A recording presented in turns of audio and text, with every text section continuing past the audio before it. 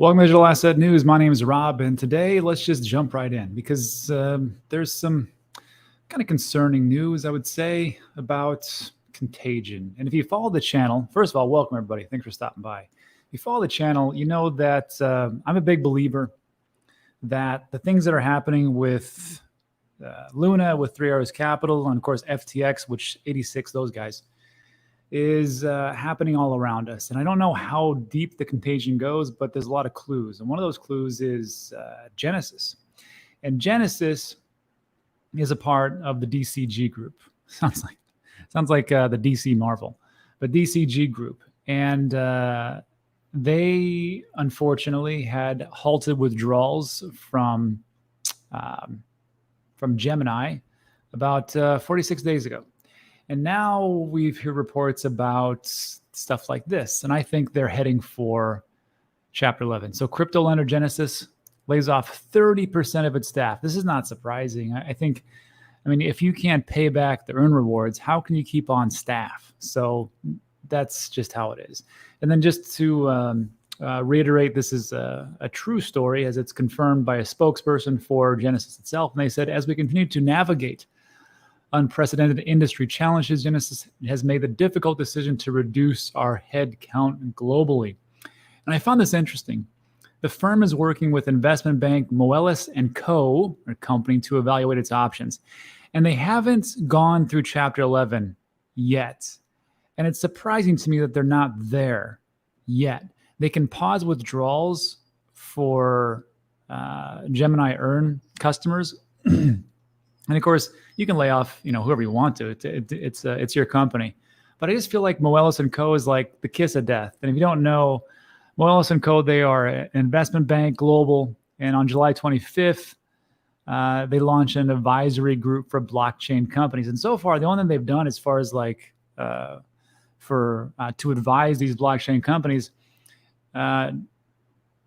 you've had Voyager. You've had Celsius, I think a couple other ones. I want to say BlockFi, but I can't be for sure. But the only thing they advised those groups to do was to go into Chapter 11. So when you see Moelis & Company, you're like, that's not good, because that's pretty much what they've been doing the advisement to do. And also, on top of that, DCG Group, Genesis parent company DCG just shut down its $3.5 billion wealth management division as the contagion continues. Now, this is a little bit different from crypto. It's a wealth management. But again, if you're shutting down $3.5 billion wealth management division, something going on. And of course, don't forget, this is the open letter to Barry Silbert, who is the CEO of DCG. And they said, look, man, it's been 47 days. Where the heck is our money? And that's what's going on. So when I take a look at DCG, Digital Currency Group, it's just, I know people, they talk about it, but I don't know if it's going to be that big of a deal, but it kind of concerns me, especially when you have Genesis and Grayscale. CoinDesk, I really don't care about. Foundry is one of the largest Bitcoin mining group. It is the largest Bitcoin mining group on the planet right now. So if you have different contagion and money just being eaten up, I don't know if one of these will fall. I think Genesis is the first one to go, and hopefully not two. Hopefully not Grayscale, because Grayscale, if you don't know, they own like 3% of the total amount of circulating Bitcoin. Let me make sure that's correct. I could be just making that up. That may be untrue. This is Buy Bitcoin Worldwide, or BitcoinTreasuries.com. And you got public companies that own Bitcoin. Oh, yeah, that's a bummer. So the Grayscale Bitcoin Trust, the percent of 21 million is 3%. That's not good. Number of Bitcoin held is 643,572. So if you think that's going to be a problem, I agree with you. So that's exactly where we're at. And that takes care of the contagion. And then also, like we talked about before, the portfolio of DCGs is pretty expansive. And I don't know where it's going, but makes me concerned a little bit. So the question then becomes down to this. If you think this is going to be a big deal, I think it's going to be a big deal. How do you play it? Because, if this happens, then we see markets tumble. Like if you're watching my show all 400 of you. Thanks for stopping by. You're not a tourist at all. So I think if you're here now, you probably understand the risks. You probably understand what's going on. You probably understand that really wealth is made in some massive bear markets. And if you're here now you're watching my show, you probably think like I do, which is I think there's more downside to come in 2023. That's okay, because I'm not here for 2023. I'm here for 2025, 2026, and 2027. This is where things happen. But I could be wrong. I could be totally misreading the room. Let me know what you think about that in the comments section. And there was one more piece I want to talk about, because we're talking about here about Genesis lays off. And I'd got an alert from Ben's site, intothecryptoverse.com. Great website. It's got all the data you're really going to want, or most of it, we'll say. And he just, the alert said, hey, guess what? Unemployment is going down. So we can see right here, this is the unemployment rate in October was 3.7. This is the unemployment rate in November. Apparently this just got released. Unemployment rate 3.5%. So we're going the exact opposite way of where we thought we would go when the Fed starts the rate hikes. So unfortunately, you'd want to see the employment rate go up. I know that sucks, but that's just the way it is. But we're going the exact opposite way. And then also a couple of different macro things to take a look at, which was, there's a couple of things that I always take a look at as far as how healthy the economy is. And real estate is one of those. And then where's the other one? Yeah, this is good. Total vehicle sales, new vehicle sales. Because if you're thinking like nothing's wrong, you're going to buy a new car. To me, I find it astounding that, excuse me, that we keep going up. Okay, this is October. And then we've gone down a little bit. But we're still not dropping off the cliff like I thought we would. Excuse me. Dang it. So if we can take a look at that, we're like, well, maybe people just think that, hey, you know, everything's going to be okay. And maybe they're right. I hope they're right. Also, a number to take a look at is real estate. And we take a look at sales prices of houses sold. I don't know what to tell you, man. Because, I mean, even though the rates are sky high, the housing prices are still near an all-time high. Of course, this is the 1st of October. But you're looking at the latest value of $454,000. That's got to go down at some point. So if we take a look at the macro factors, it just seems to me, I could be wrong, that people just think that, okay, 2022 was an anomaly. I mean, the people that don't really pay attention, they think maybe 2022 was an anomaly in 2023. Well, the Fed's hiking rates will be okay. Hopefully they're right. I just think it's going to be a little more bumpier than that. But again, in the long run, it's not really going to make a big difference. The only thing I see is I'm going to be able to scoop up some massive discounts. And, you know, maybe I'm way off base. Let me know what you think. And then also, this question was asked in the latest show. We do a show, not financial advice. It's me, Ben in the Cryptoverse, and a guy from Coin Bureau. And one of the questions comes about, which was, I didn't know this was actually a thing. I didn't know this actually came about, but when Ethereum allows for unstaking, do you think it's going to cause a collapse of Ethereum? And I just heard about it on the show, and I was like, I don't think it's going to be, because, I mean, if you're that hardcore to stake your Ethereum and not know when it's going to be unstaked, that's ballsy. I'll be honest with you. So for all those people that did it, God bless you. You probably did a pretty good thing. And now that they're going to allow you to unstake, is that going to crash Ethereum? I don't think it is. Like if you, like I said, ballsy enough to say, yeah, I don't care when I can unstake, just do it. You are a true believer in Ethereum, quite honestly. So maybe some people might need it later, but I don't think it's going to be. And this is an article just came out, when was this? Today. And it looked out that Ethereum developers reach a consensus reaffirming a March target for the Shanghai hard fork, which will allow Ethereum stakers to unstake their Ethereum. So March. Let me do some quick math here. Use my fingers. It's about 2 months or so that we're going to have to where we can actually see that. I personally think, I mean, first of all, that's great that they're able to do that hard fork. I don't think it's going to collapse them, but I could be wrong. So I think it's a good thing, and Ethereum's moving along. Good for them. And then lastly, before we get to the Q&A, the Sweatcoin challenge. There is a link in the description, and it goes to my website, Dan Teaches Crypto. Dan Teaches Crypto is 100% free, and the link I gave you is 100% free, right? If you want to sign up for Dan Teaches Crypto, great. It's free. But this, and all it's going to cost you is an email. Don't even spam you.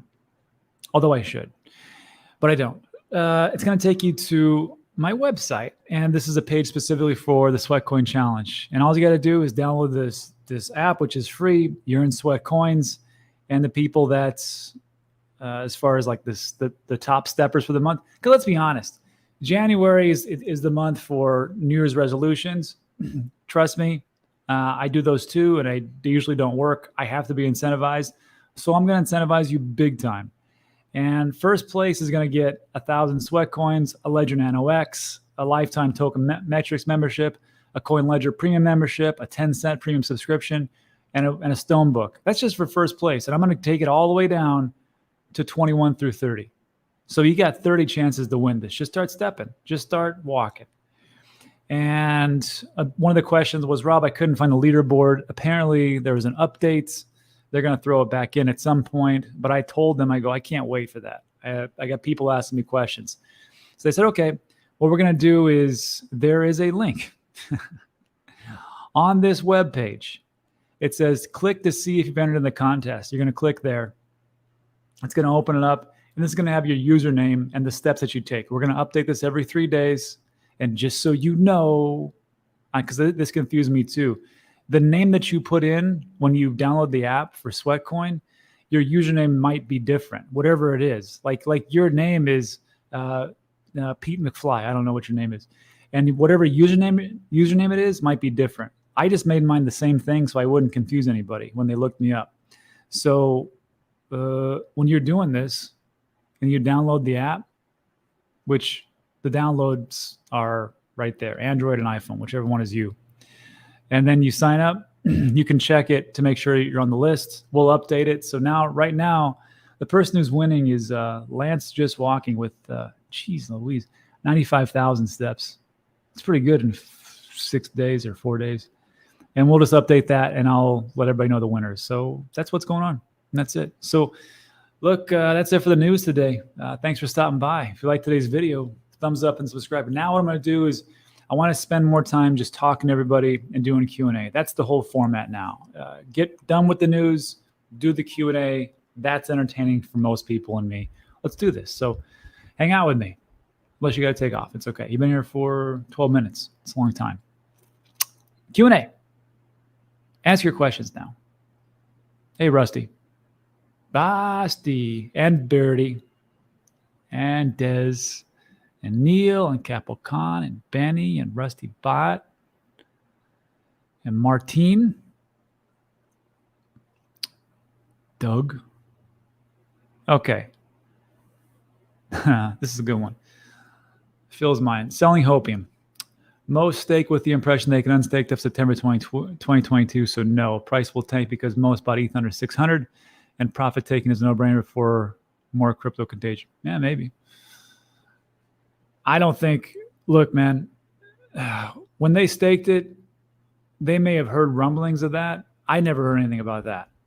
And maybe I just wasn't part of the Ethereum inner circle, or I just didn't hear it. It doesn't matter. I'm just wondering if the majority of the Ethereum stakers said September 2022 sounds good. Because what I remember was you don't know when it's coming. But I don't know. I mean, I'm not perfect.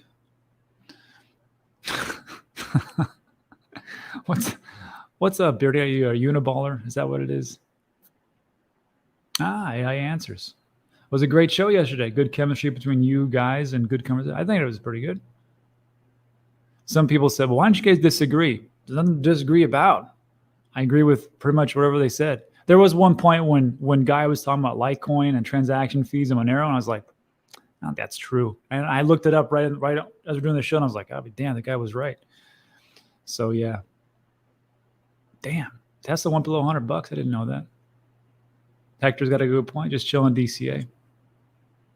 That's a t-shirt waiting to happen right there.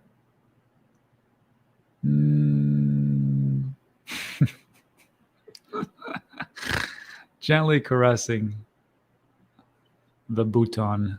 It's pretty good. I don't know if you like my green screen. My green screen now has no water in it. Very difficult to pull that off on a green screen. Usually, the dynamic green screens, I have people walk through, I put it in there, but this one I said, you know what? No water today. Let's just not do water. No water in the pool. Holding what I have and staking. Beardy with a fanny pack. Okay. Pretty good.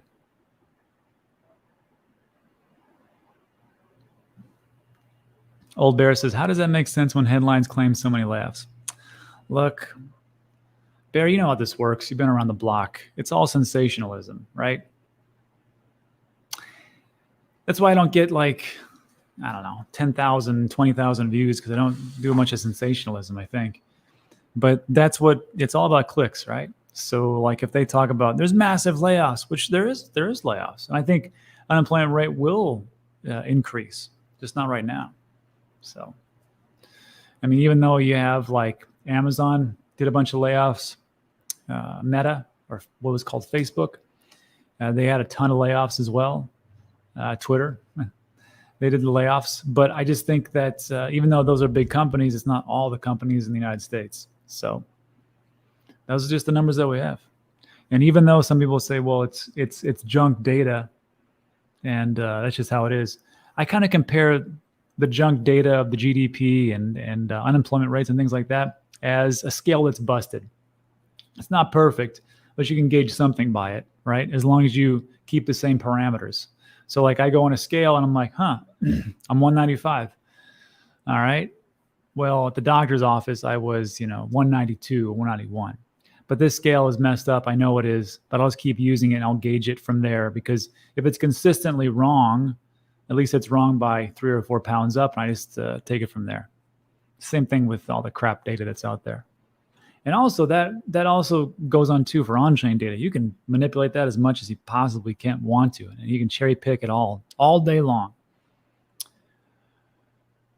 What? Did you take an arrow to the knee? I don't know what that.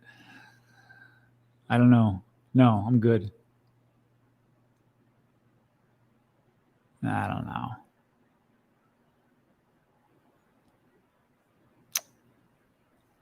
Sweat issue. Hello, Gio. I had already downloaded the app previously. It's not on the list. How do I participate? Very simple. Crap. All right. There is a link. Let me find it.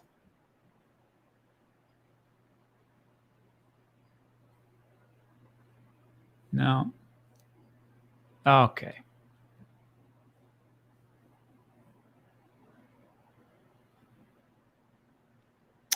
Let me throw this up there. On that same web page, I'm going to put this link into it. And it's going to say Sweatcoin walking challenge. Sign up now with your Sweatcoin app username. So I will put that on the website so you can find it. And that's it. So Gio and everybody else, if you previously got it, that's what you get. And let's be honest. Can we all use a little bit more exercise? Beardy. Rob. Yeah, I know. Me too. So let's just do this. Then you can win some stuff. J-Lo. That's pretty good. Just curious, how expensive is real estate in Puerto Rico? It's super expensive. Benny in the house. Is that? Ben? Sorry, Ben. I yet again stole more data from your website. So I appreciate you allowing me to keep stealing stuff, just so you know. I will continue to do so until you shut my access off. Let's see here. Now the question, J-Lo. Yes, it's super expensive. And I thought it was going to go down, and it's not going down, which kind of sucks. But there's like a 6 to 12 month lag here on the island. That's what our friends tell us. So whatever's happening on the mainland in the States, it tends to like slow down and kind of trickle over here. So once everything starts to recover, that's what it is. But I got friends in Austin, and they tell me, hey, I don't know if you know this, but market's like super high. Son's in Los Angeles. My niece is in Hollywood, and they tell me that, again, California, it's like nothing's ever changed. It's like super high over there. But it just depends on which area of the United States you're in. I'm pretty sure let's say you're in like Dubuque, Iowa, probably get some pretty good deals. Just saying. Rob tells it like he has no hopium. No hopium in the short term, but the long term, I'm very, very, very bullish. You guys know that I still dollar cost average. I just bought Bitcoin today. And then I know I know a bunch of people will say, don't buy alts. And they're probably right. I'll be honest with you. But how many people were so sure that Bitcoin was going to 150,000? I was. How many people were so sure Ethereum was going to 10,000? I was. How many people were so sure that Voyager VGX was going to $30? I was. So to get back to the Bitcoin and Ethereum thing, everybody thought it was going to happen. There was insurmountable evidence, and it was just going to be like, that was a foregone conclusion. And everybody was wrong. And then everybody was wrong about the June. Most people were wrong about June being the bottom. And that was totally incorrect. So I'm 90-something% sure people are right that things are going to keep going lower. Even me, I talk about it all the time. But there's this piece of me that's like, you have to be a contrarian. You have to go against it. You have to do it. But you don't have to be stupid and go all in right now. You don't even have to put in the original dollar cost average amount. You can just, what I do is micro DCA. So if I was putting in, I don't know, $400 a day for Bitcoin, I now just put $40 a day. It's very simple. And then for the alts, same thing. If I was putting in $200 a day for Ethereum, I now put $20 a week, and so on and so forth. So, when things move up, because who knows, I don't know what's going to happen, but I think layer ones should do pretty well. Gaming should do pretty well. Layer ones that, of course, the NFTs and stuff like that. So time will reward me, but I have to just be around here. That's it. Thank you, Nas. I do like the green screen. Where is Guy now? I think he said Dubai. He's back in the UAB. Hardcore analysis. What if we don't show up? Where did I put it? There it is. You're going to go here. I would drop that link in, but it'll be on this website, which you can find right here. The link's in the description. danteachescrypto.com sweatcoin giveaway. So you can just add yourself manually.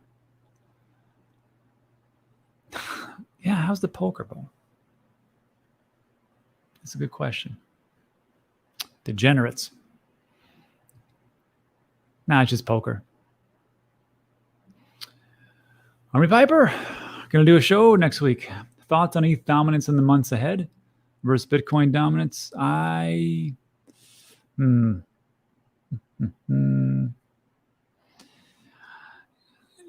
If everything goes where I think it's going to go, and people get more scared, which I think they will, especially with contagion, it all depends on the contagion and the macro effects. If that plays out, then you'll see Bitcoin dominance go up because people they get super scared, and also if you also see macro factors in play. When people get more scared, they go to Bitcoin. When people get more bold, they go to alts. And the first alt they go to is ETH. So I can't tell you how it's going to play out. I just see that as beyond my control there. Bring back clown news. I should. There was a good article, but I forgot to talk about it today. Yeah, hit the like button. That's always nice. Tesla crushing it.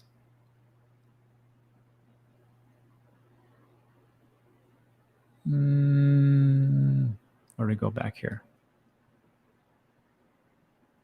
Chris, stop asking me that question. I just, it annoys the shit out of me when people ask me these questions like constantly. ZK rollups, I think it's going to be great. ZK rollups for Ethereum. I don't understand exactly how it works. Sounds like it's going to help out with transactions per second. I don't know. Georgia tab button, I'll let you add friends. All right. That's exactly right. Brian Long. What's the community like down there? It used to be much bigger in 2021. Used to be much bigger, that's for sure. Do you think Puerto Rico could become a kind of testing ground for adoption in the U.S.? No, I think the testing ground really is El Salvador right now. I don't think it's Puerto Rico per se. But there's a lot of crypto OGs here, that's for sure. And they are no short of talking about the things that are going on and where the next things are going. It's interesting to hear him talk. Beardy got 39 steps. That's pretty good. To the refrigerator and back. It's not bad. DCA fear. Everyone else feel that catch-22 prices are low, so you want to buy, but you don't want to put money on exchange at the moment. Yeah. That's why, like, Scott's got a great point. And it's true. It's tough to do these things because when you're buying things and you're leaving on the exchanges, it's just a recipe for disaster because we've seen so many centralized exchanges fall. Unfortunately, that's the on-ramp, really, right? I mean, for a reasonable amount. Like you can on-ramp things as far as like money to like fiat to crypto in Ledger. You can do that. But then you got to use MoonPay, and it's like 4%, 5%, 6%, something just stupid high. And then even if you do it using MoonPay, you still have to sign up for their junk program, which means they're going to have all your information anyhow. So what's the point? So like the thing that I do is I have recurring payments for Coinbase. You can sign up for essentially give you dollar cost average either daily Bitcoin, weekly my alts, or monthly my crappy alts, and just buy those every time. And then some people say, but don't you have to pay the fees? You do. However, what I do is I sign up for Coinbase One. It's $39 a month, and then all the fees are waived up to $10,000. So if you're spending less than that, you're probably going to save yourself some money if you just sign up for Coinbase One. It is what it is. Avi, would you sell altcoins now in a loss or wait? I would have sold altcoins in a loss before December 31st for tax loss harvesting. I would sell altcoins for a loss if I needed, like, I don't know, like surgery, or I'm short on cash and I can't afford even a PB&J sandwich. I would probably sell. But for right now, I mean, if I don't need the money, what's the point of selling at losses? I don't get it. Oh, that's a good one. Fan man, good point. I did a bonk video today because I'm just trying to keep myself busy with the things I need to do. And I was like, this is interesting. And I talked about bonk, which is the next dog coin essentially from Solana. And I just compared it to, is bonk big utility or is bonk just hype? And we took a look at it, and it looks pretty hypey, let's be honest. And it's dropped by 50% in like 24 hours. And Fanman says, hey, beware of bonk. 500 million was sold. One is at the top. Coincidentally, Solana pumped by 500 million on the same day. That's the day Sol pumped. It took bonk money to prop up Solana. It's pretty bad. It's funny. We fired James. We didn't fire James. I'll answer this for the 20th time. It's okay. So like when we get tribes together, like my tribe and Ben's tribe and James' tribe, we're like, it was like that scene in, what was it? Gladiator. You know, the very, very opening scene when they're fighting the Germanians, and everybody just plowing into each other. That's pretty much how it was when in the comment section. And the video is supposed to give people like hope and relief and kind of like ease some fears. And it was just like doing the exact opposite. So we just like, maybe we should just not commingle. And then that was it. And then we, Guy reached out, said, hey, why don't we do a show? And that was it. I said, sure, I'll do a show with this guy. I still like everybody. It's okay. No one's dying. Yeah. Thoughts on ICP? Insane Clown Posse. It's a great band. I don't know what they're doing anything.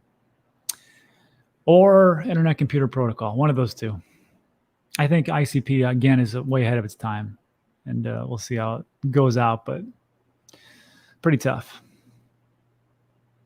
You can't get MoonPay to work. That's crazy. With the crazy-ass fees that they have, you'd think that it would be a little bit easier to do. MoonPay. That's pretty good.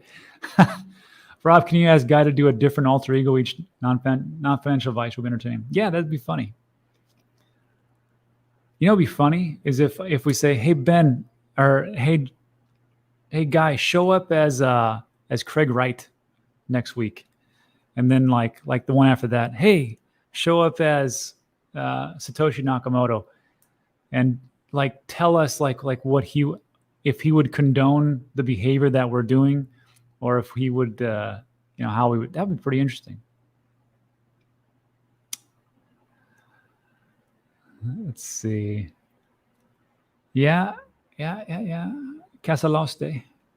I am down 50% in all investments, waiting for bluer skies, hodling and DCing for now. I have hope for the future. Yeah, I do too. My friend Mullet says this. He goes, "It's amazing to me how a short-term trade becomes a long-term investment when things go sideways." That's very true.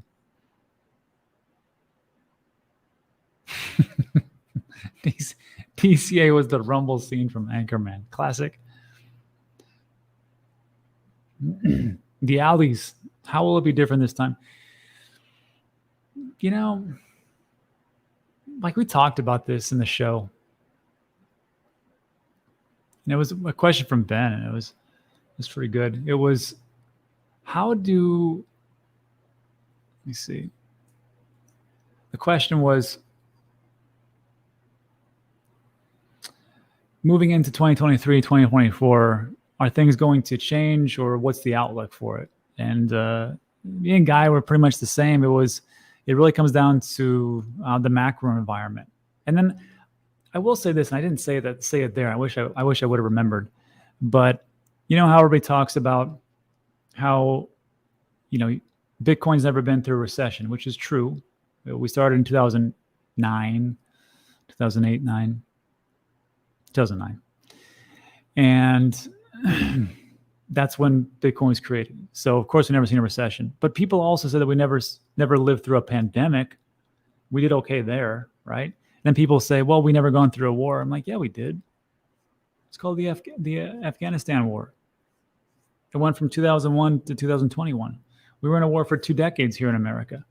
Didn't seem like that affected crypto too much at all, whatsoever. So I know there's a war in Ukraine, and there's different circumstances. Granted, you can make the case, obviously, but it just seems like the longer that the Ukraine war drags on, the more people just get comfortable with war, because that's how we do things. We just get comfortable with things and just accept them, and there's not the ambiguity, which is what frightens and spooks the market. That's what spooks the market. Not that there isn't a war, but what's going to happen with the war. As it drags on, like it did in Afghanistan, they won't really care about it. The only thing that they'll care about now is, Fed pivots and unemployment rates and inflation, if it's going to go down or keep going up or whatever. So that's, I think, the big thing. So will it be different this time? Potentially. And I did say this, like just like in 2007, 8, 9, tech companies took a big hit. It took a big hit in 2001. Where Amazon went down 95%. They took another big hit in 2008 when Amazon went down between 50 and 60%. The same thing with Facebook. So I think the same thing will happen with Bitcoin. I don't see why a lot of people would hang on to it, unless the only thing that gives me hope is that if you look at the one you're holding, it's like, here, I'll show you. Hold on. Let me just add this in. Come on. FA. There. Oh, Jerry Hall. This is into the block. Here. Maybe you probably want to see my screen, huh? Let's see. Let me put in my password.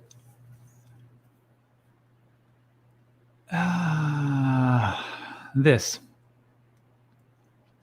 holder's composition by time held. I got to tell you, like, oh, hold on. I signed in with the wrong one.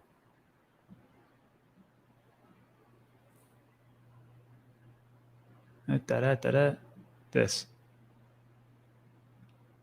Okay. If you take a look at this, like the people that have been holding on to Bitcoin for a year plus in a particular address just keeps going up. That's in the blue. Let me just get rid of cruisers and traders. Look at that. 72% of people held over this last year. This is the junkiest year you could possibly hold on to it. And people are like, I don't care. I don't care. So that right there, that's the one thing. That's like, well, there's that and some other things, which I take a look at and go, that's very positive. If you can deal with that,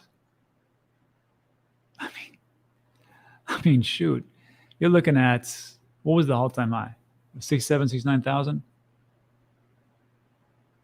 So you probably hold, you would probably hold when it eventually goes below 12,000, which I think it will.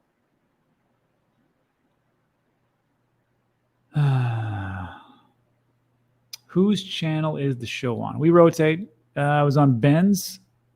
And then if you want to find the video, I just added it in, or just search into the Cryptoverse. And last video was that. But then the NFA video is right there. It was good. And then we rotate. It'll be on my show, or my channel next week. What time is it? Okay. What? Regulation needs to come for some of these tokens. The information asymmetry on obvious rug pulls hurts people. I'm a little surprised people keep falling for them, though. I got to tell you, that's not a very popular opinion, hardcore analysis. They will tell you that this is crypto and you need to do your own research and tough. That's pretty much it. That's really what they say. So I happen to disagree with them too. I think there should be a little bit, I mean, especially with centralized exchanges. I mean, should we keep allowing them to commingle and rip us off? Should we keep allowing them? Because here's the thing. Like, how many of us are really in crypto right now? If you walk out on the street and you say, hey, were you aware of that sweet bonk airdrop for Solana? Like, I don't know what you're talking about, kid. And that's it. So like, when I take a look at this, we know about commingling, right? We know about taking it off the exchanges. But how many of us are going to be the sheepdogs for the sheep when they come in 2024, 5, and 6, and be able to say, hey, you know, watch yourself because this can happen. I mean, I'll still be around. You'll still be around, obviously. But it's going to be so diluted with so many people and so much noise. There's going to be so many people getting ripped off left and right. Oh, if you're a scammer, bull runs are the sweetest. So, but again, you know, that's the battle cry for crypto. Too bad, essentially. Let's see. Chris has got a good point. Are recessions usually this anticipated? It feels like everyone is expecting one this year. Could it be people front running it? Could be. But I got to tell you, like, before I got into crypto, like, I never invested into stocks or obviously crypto, or T-bills or bonds or anything like that. I mostly just invested into my businesses and to real estate because that was it. I'm like, I thought stocks were for suckers because I'm like, who wants to wait that much time? You know, I can buy a house. I can rent it out. I can start, you know, making positive cash flow right now. It's good for tax reasons. And of course, if I really needed something, I can just sell it immediately. I just looked at stocks as like something stupid. You know, what are you gonna do? And then, so I never paid attention to recessions. And then I'm like, you know, recessions here, whatever. Prices go down, prices go up. I always thought to myself, hey, if prices go down, then that's good for me. I can buy some houses. And of course, there's a recession. Short-term rentals aren't going to do so well. It's okay. I'll just do long-term rentals because guess what? The people that lost their house because we're in a recession, that sucks. But guess what? You need some place to rent. I got a place to rent. Come rent one of my places. That's exactly how I felt. And I didn't really care so much about it. So and I just responded. So like with this one, you're right. Could it be that? Well, maybe just because we're in this space, right? I mean, talk to any average Joe or Jane off the street and say, what do you think about, you know, the recession likelihood, soft or hard recession? Like, I don't know. I'm just waiting for a raise from my job. That's all I see it. Is anybody ever swimming the pool behind you? This pool? Well, it's a green screen, so no. Let's see.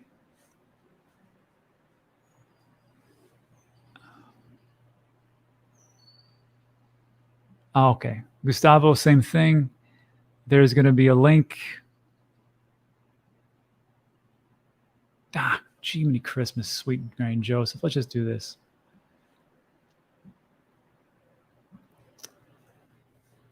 Everybody come along on a ride with me. Let's update my website. Huh? Okay. Let's see.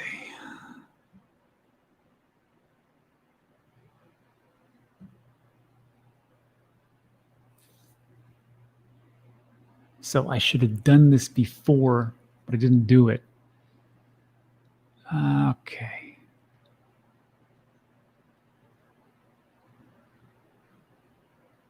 Here we go. Let's do this.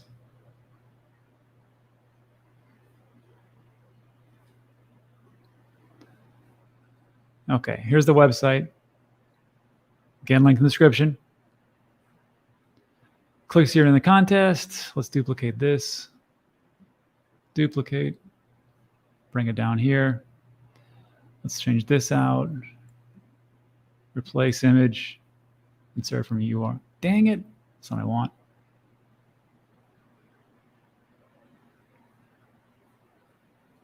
I don't need that. Upload files. Select file. Desktop. Where's that screenshot? This one here. Hopefully this goes through. I've never done this live, so.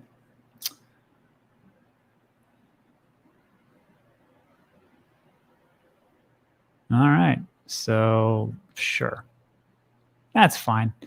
Okay, and I'll say if you haven't, didn't see your name, click here.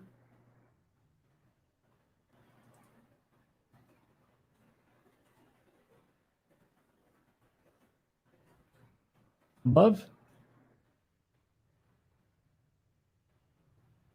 Come on.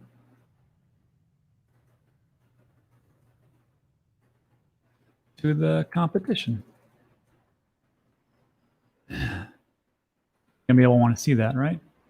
So let's see. White. Okay. Let's change this. Come on. New tab.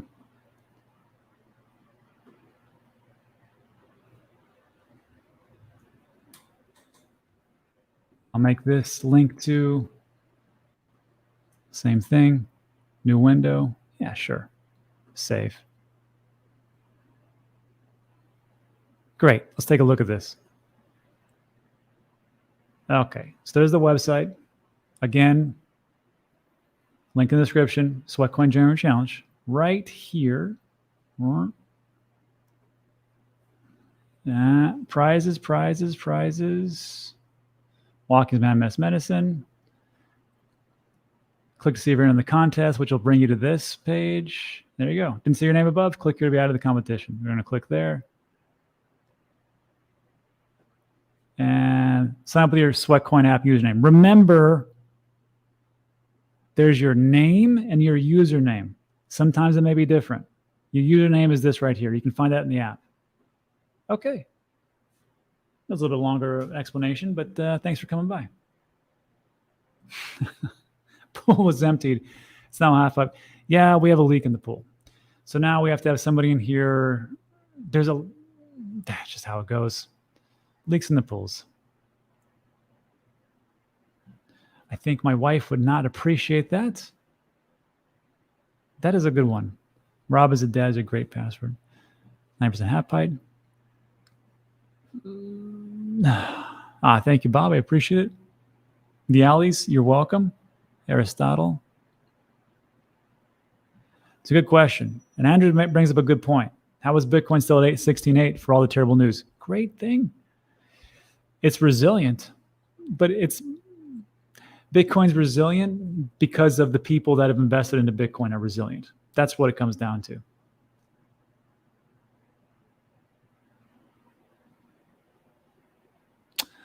Startlet's got a good point. You, Guy, Ben, Eric, Crown, Bankless, it taught me so much. A missing part is deeper understanding of the tech beyond the company name. You recommend how to educate myself at a deeper level. Andreas Antonopoulos is a good one. And then also Hashoshi, who is a developer and also has a great YouTube channel. Take a look at those two guys. And of course, if you really want to get, well, Charles Hoskinson doesn't really do a lot of technical stuff on his channel. Good question. Peter says, what would the best crypto legislation look like? It would look like the same thing that Law 230 did in the mid-90s. Law 230 allowed for the internet to flourish. And really what it just came down to was this. It said, if you are the owner of said website, you cannot be sued for things that are said on your website. So if somebody was posting something or a blog post or something like that, and you own the website, they said something ridiculous or slanderous or whatever else, you, the owner, couldn't be held liable. And that's what held a lot of people back. Like, I don't want to be sued because of something that somebody says on my website. That's one of those laws where government got it right. I know people don't believe me that government can actually get things right, but at some point they can. So for me, what would the crypto legislation look like? It would be a little bit more hands-off, but give us a little bit of guidance. First, it would tell us what's a security. I don't know why it takes Gary Gensler years to do these things, although he's been very clear. He's like, I will tell you what it is. And he's pretty much saying everything is a security except for Bitcoin. And that's it. And that's how he interprets the law. And that's where we go. So it would take an act of Congress, literally, to shape what is a currency, to define what a currency is, to define what a security is, and to define what a commodity is as it pertains to digital assets. I don't think we should be using the Howey test from 1933 to distinguish what a digital asset is, because if you use the word digital in 1933, they had no idea what you're talking about.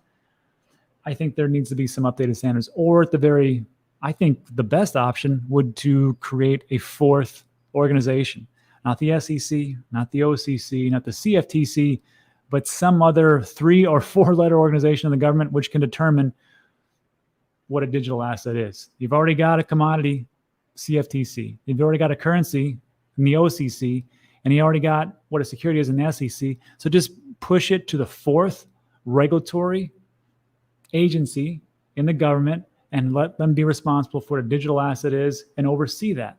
I don't understand why they have to go through the SEC or they have to go through CFTC or OCC. It doesn't make any sense.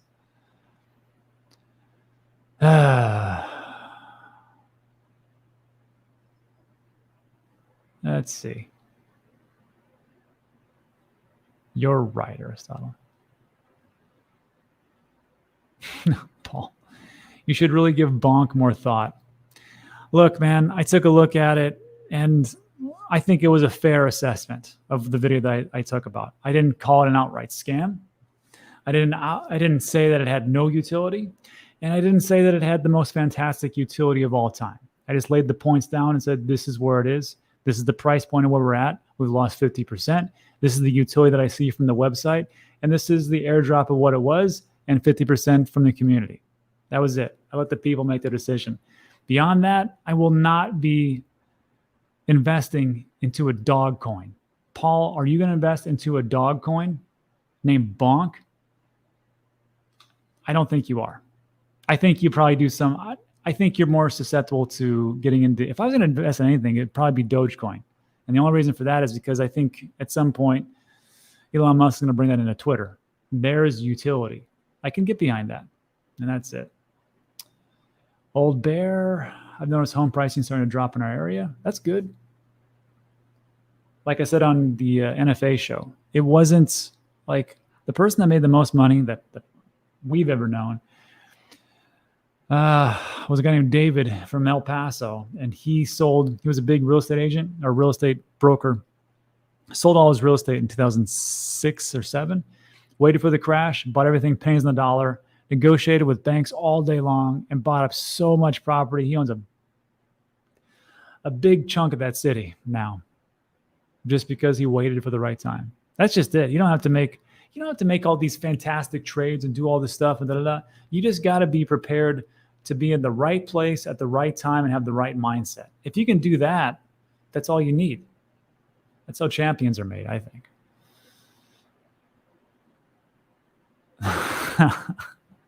Boomer Rob updating his website. This will take all day. I thought it was pretty fast, honestly.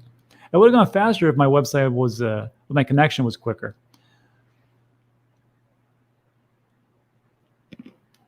I'm not a developer. That was just easy stuff. So yeah, subscribe to Beardy's channel. Beardy has a great channel. It's a great YouTube channel, and it's entertaining. I do like it. That's funny. Bullish on Rob's pull, the bottom is in. The bottom is in. That's very true. Yeah, Charles is more like a philosopher. And that's fine. Everybody needs an outlet. That's why I'm on this channel.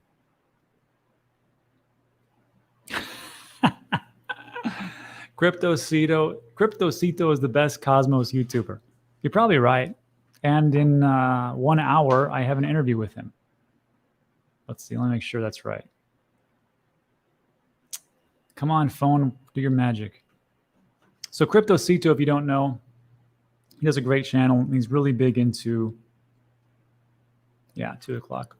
He's really big into Cosmos, and he really goes deep into it. And I just liked his videos. Jerry Hall introduced me to him. So I said, I'd reach out to him and go, let's do a collaboration and talk to me and everybody about why Cosmos is going to be so big. One thing he did say, which is pretty interesting, he said, because there's so many things being built on Cosmos. And correct me if I'm wrong. Wasn't Luna built on Cosmos? Not that that's a bad thing, but I'm just saying, let me make sure that's right. I could have sworn.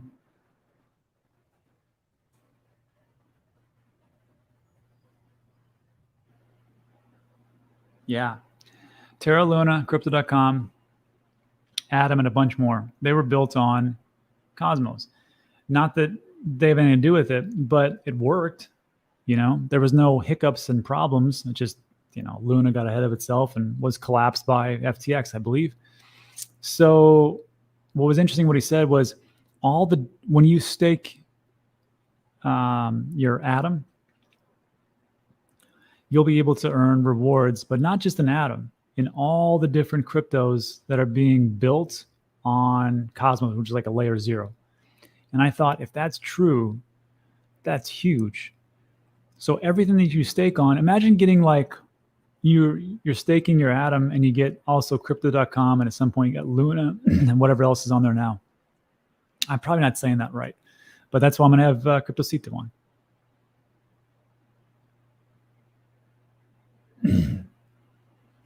Scott says government got it right. Many science conservatives would disagree. Look, man. So that was a decision by the owners of said social media outlets. But let's be honest.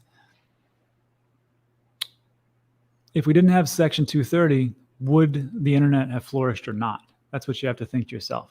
Would people have said like, we'll just, let it go. And now we can dip our toes in, even though we might get sued. I don't think so. I think it's the same thing that happened or is happening with institutions. They're like, we'd like to get into crypto.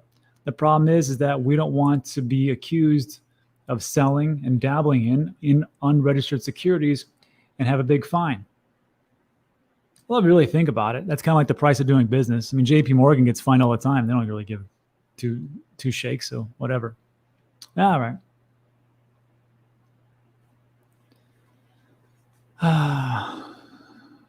So Dick says, I added my name to the list. Don't see it. It takes time. It takes up to 3 days to get on there. But don't worry, all your steps will be counted.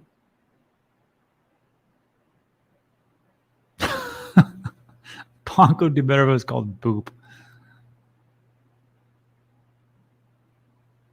Yeah, Gio's got a good point. And someone said the same thing.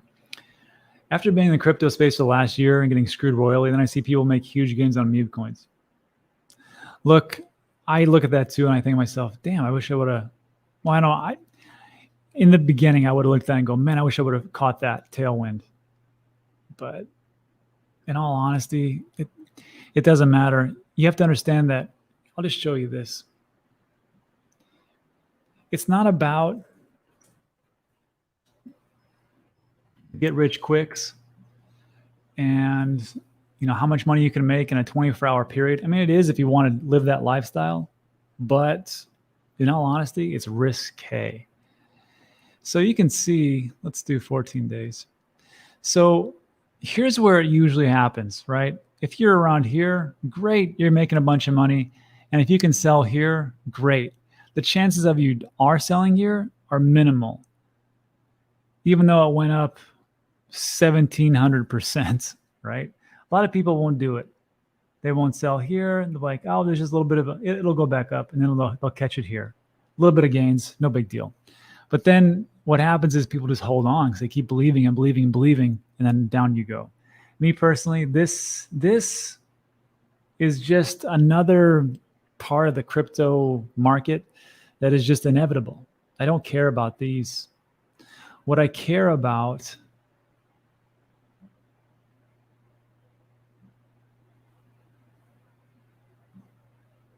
is these. I'm not perfect, but I know that if I just stick around, I pick the right cryptos, the right digital assets. And even if as slow as Bitcoin is, like I bought right here.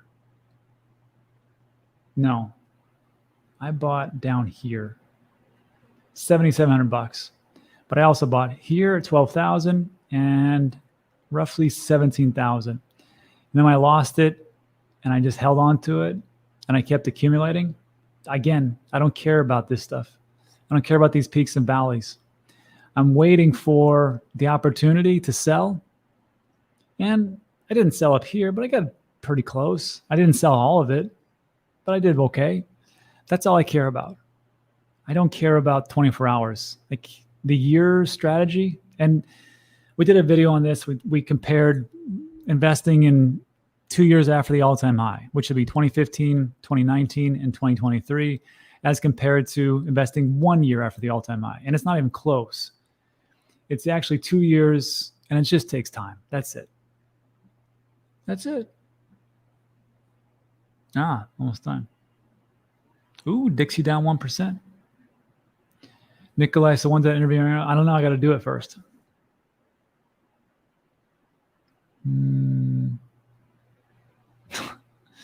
Can you do a how-to on fixing your pool? I cannot.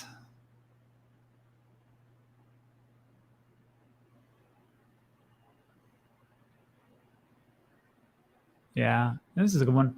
Doug says, I made 20,000 plus from an early SHIB investment of $400. I'm out now, but SHIB does have an ecosystem and some building happening. I still won't go back though, nor will I with Bonk. Yeah, it just depends on your risk tolerance. Nikki says, what's your favorite food there in Puerto Rico? None. Not a big fan of the food here. Sorry, Puerto Ricans. It's just the truth. I like San Juan Smokehouse. I got my favorite, which is brisket, but it's very difficult to find good food for me, right? Because, I mean, In Texas, more specifically in El Paso, which is right by Mexico, everything tastes a certain way and is super spicy. Here it's not like that. Ooh, DCF. Cosmos is ridiculously bullish. Cosmos SDK. Tendermint, used by a lot more products than most people know. It's true. In fact, Binance uses Tendermint. I didn't know that. CARDANO does as well. See, that's the thing about Cosmos I need to bring to people's attention. Oof, criminy Christmas. Electricity set a double in San Diego. Yeah, again, I mean, people are spending like it's 2021. I was listening to the All In podcast, and I don't know who it was. It was Sachs or Shamath. Somebody was in Las Vegas for the holidays, and he was in a taxi ride. And the taxi cab driver said, yeah, I've never seen Vegas this packed in December. He goes, usually, we get, a couple people here, and especially for January. He goes, but I've never, he was like in his 40s or something like that. He said, I've never seen so many people in Las Vegas than this December. People are traveling and spending like nobody's business. And I think it's going to be tough when you start to see those, maybe those layoffs and things like that. However, one more thing that was interesting is that salaries keep going up. So I'm like, if the salaries keep going up in different industries, and the inflation becomes stagnant or drops a little bit or even goes up a little bit, then you can handle inflation. Is that good? Will people get used to it? It's not that would be bad overall for the economy because we have to keep everything high. But looks like these things, that's where we're going to. That's a problem moving forward.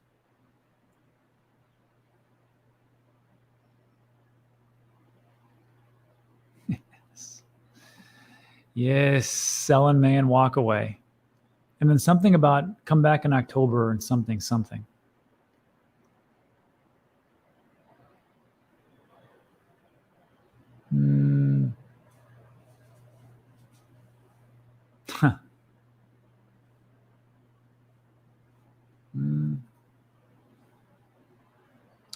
I can't add you personally. You have to go through that link.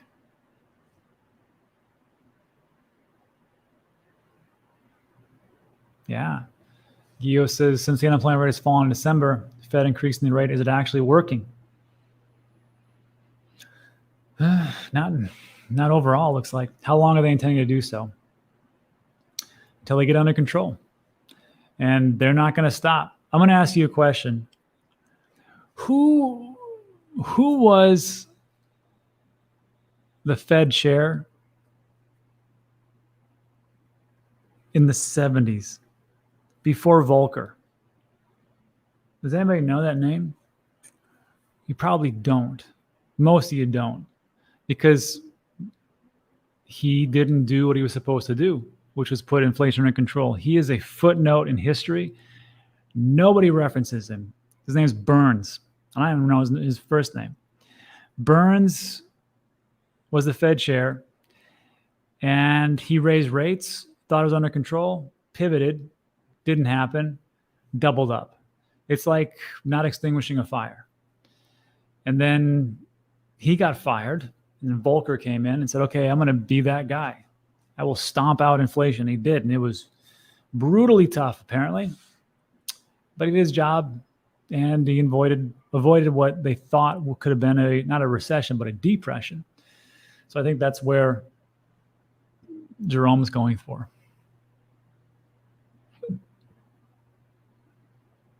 Yeah, Scott's got a good point. How will the Fed increase the rate?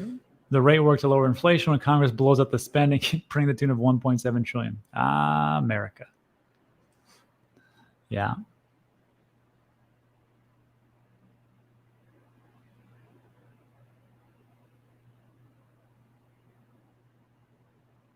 And that's it. Arthur Burns.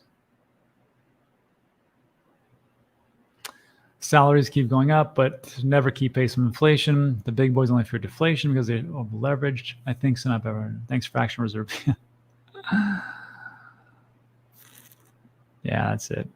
All right, everybody. So that's it. So look, we've been here an hour and 4 minutes. It's always fun to hang around and chat with people, ask some questions. And that's all. So I got today's a full day. I've got Cryptocito and Jerry at 2. I got Omar interview at 3. Omar, it was an interesting. He was a guy that was a multi-million-dollar trader, and he lost everything in the crash, this recent one, and now he's working in a deli. So I'm interviewing him, and then Papa Mike from Ladies and D-Nuts NFT projects at 4. That'll be good. And then next week, I got Sin City Crypto and Alaska Gold Rush. And then also a local lawyer is going to come in and talk to us about what it means to create a trust or a will. And these are the things that you can help yourself with the family. So especially trust, which is what we have when you transferred everything over and tax incentives, blah, blah. So that'll be coming up next week. So anyhow, everybody, thanks so much for stopping by. Appreciate it. Like today's video, thumbs up, subscribe, all that good stuff. And that is it for today. So thanks so much for stopping by. Appreciate you. And I'll see you on the next one. Adios.